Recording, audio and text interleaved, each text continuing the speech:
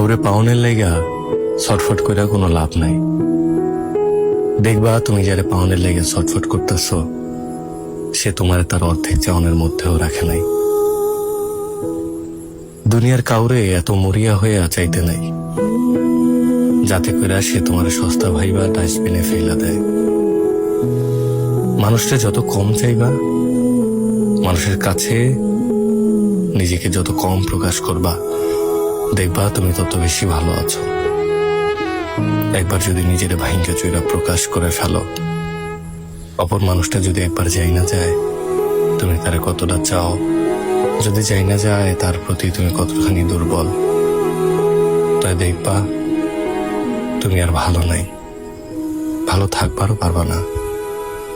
কঠিন হইলেও এইটাই সত্য, ভালোবাসা যত কম প্রকাশ করা যায় ততই স্বচ্ছ, সুন্দর, মায়াময়।